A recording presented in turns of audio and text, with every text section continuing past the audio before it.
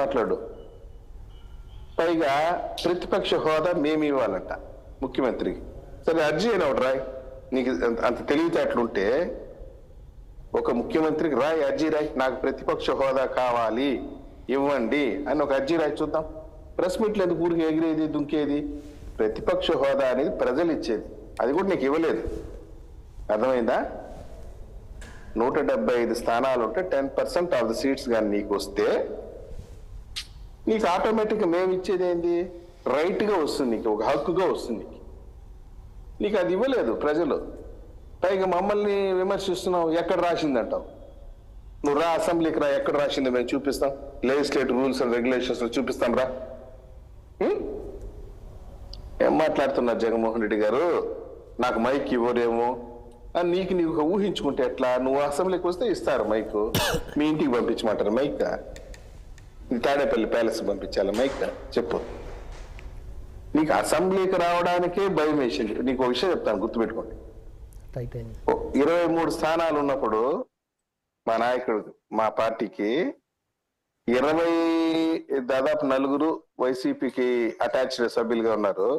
ఇంకా 17-18 మంది ఉన్నప్పుడు 16 మందిని సస్పెండ్ చేసేసారు. ఒకానొక సందర్భంలో సస్పెండ్ చేస్తే చంద్రబాబు నాయుడు గారు ఒక్కరే అసెంబ్లీకి వెళ్ళారు. గుర్తుపెట్టుకో జగన్మోహన్ రెడ్డి గారు, ఒకడే వెళ్ళాడు అసెంబ్లీకి. వన్ మ్యాన్ సింగిల్ సింహం లాగా నిలబడ్డాడు అసెంబ్లీలో. 151 మందిని ఫేస్ చేసినాడు. That is the guts. అర్థమైందా? ఒకడే వెళ్ళి నిలబడ్డాడు. మీకు ఆ విజువల్ పంపించమంటే పంపిస్తా, చూడు. నీకు 11 మంది ఉంటే నువ్వు రానంటావు, దాంకుంటావు. పైగా నన్ను అవమానం చేసినారు, నన్ను చూసి వెకిల్ నువ్వులు నవ్వినారు, నాకు గుడ్ మార్నింగ్ పెట్టలేదు, నాకు సీట్ వేయలేదు. ఎవరే అని సీట్ నీకు? పైగా నీ సోషల్ మీడియా వాళ్ళు ఏదైనా వాడేదో వర్ర రవీందర్ రెడ్డి వాడెవడో వాడిని వీడిని అరెస్ట్ చేసినారు అంటున్నావు కదా. దానికి సంబంధించింది కూడా నీకు ఏదైనా ఉంటుందా? హౌస్ లో వచ్చి మాట్లాడు, నీకు కావాల్సిన పూర్తి డీటెయిల్స్ ఇస్తాం.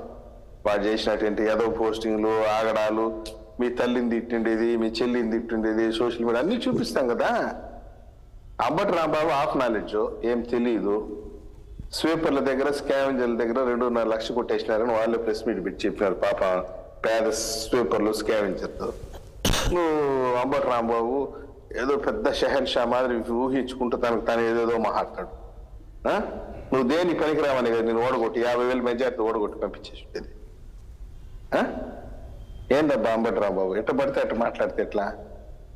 నువ్వేదో మాకు సలహాలు ఇచ్చేదానికి ముందు మీ నాయకుడికి సలహాలు, అయ్యా మనకు 11 మంది ఇచ్చారు, మనం మాట్లాడేది మన పక్షాన కాదు, ప్రజల పక్షాన, వీఆర్ రిప్రజెంటింగ్ వైఎస్ఆర్సీపీ, పదండి అసెంబ్లీలో మాట్లాడదాం.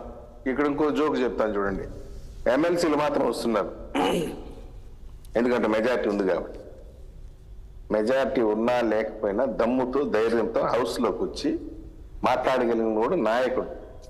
ఒక్కడైనా సరే రా, 5 కోట్ల మంది ప్రజల సమస్యలను ప్రస్తావించే హక్కు నీకుంది ఒక పార్టీ తరఫున. అది మాట్లాడకుండా మానవ హక్కులంట, ఆ హక్కులంట, ఈ హక్కులంట, ఏందబ్బా హక్కుల గురించి నువ్వు మాట్లాడుతావుట? నాకు నవ్వు వస్తా ఉంది. రఘురామకృష్ణరాజు గారు తీసుకుపోయి కస్టోడియల్ టార్చర్ చేసి కొట్టినారు, దెబ్బలు తగిలింది, కేసు రిజిస్టర్ అయింది, ఎఫ్ఐఆర్ అయింది. ఏదైనా ఉంటే కోర్టులో తేల్చుకో. ఐపీఎస్ అధికారులు దాంట్లో నిందితులుగా ఉన్నారు, పుట్టింది నిజం కాదా? అచ్చెన్నాయుడు గారిని గోడలు ఎగిరి దూకి అరెస్ట్ చేసి పైల్స్ ఆపరేషన్ చేసుకుని ఉన్నా కానీ వదలకుండా అరెస్ట్ చేసింది నిజం కాదా? దళిత డాక్టర్ సుధాకర్ని అత్యంత హీనంగా పశువులాగా షేర్ ఆటోలు వేసి అదుముకొని పోయి అరెస్ట్ చేసినారు కదా నీ పోలీసులు, అది నిజం కాకుండా పోతుందా? చెప్పుబ్బా. నీ ఎమ్మెల్సీ అనంత బాబు ఒక దళితుడిని చంపి డోర్ డెలివరీ ఏదో స్విగ్గీలో, జొమాటోలో ఇడ్లీలో వడలెత్తుకొచ్చి ఇంటికాడ వేసేసిపోతారు చూడు, ఆ విధంగా వేసేసిపోయింది నిజం కాదా? ఇవంతా చరిత్ర మర్చిపోతుంది అనుకుంటున్నావా? నువ్వు మర్చిపోవచ్చేమో, చరిత్ర మర్చిపోదు. నా ఇంటికి ఎవరు పీకలేరు. ఈ డైలాగ్ గుర్తుందా జగన్మోహన్ రెడ్డి గారు? ఈరోజు పీకారు, 175 సీట్లు పీకేసినారు తెలుసా? ప్రజాస్వామ్యం ఇది, ప్రజలు మనకి అధికారం ఇచ్చారు. భయంతో పనిచేయాల, భక్తితో పనిచేయాల. పదవులు శాశ్వతం కాదు. ఇది మాకైనా వర్తిస్తుంది, నీకైనా వర్తిస్తుంది. Power is not a permanent. నా ఇంటికి పీకలేరు ఒక డైలాగ్ నాకు భలే గుర్తుంది సార్. వైసీపీ ఎమ్మెల్యేలు అందరూ కూర్చోబెట్టుకుని జగన్మోహన్ రెడ్డి గారు ఒక మాట అన్నాడు, చంద్రబాబు నాయుడు ఈజ్ నథింగ్, నా దృష్టిలో నథింగ్ అన్నాడు ఆయన. But TV5 and ABN or something.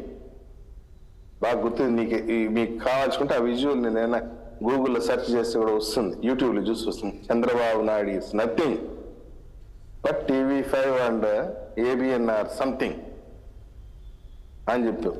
ఇప్పుడు ఏమైపోయింది? పవన్ కళ్యాణ్ గారిని ఏమన్నా దమ్ముంటే అసెంబ్లీ గేట్ కూడా టచ్ చేయలేవు.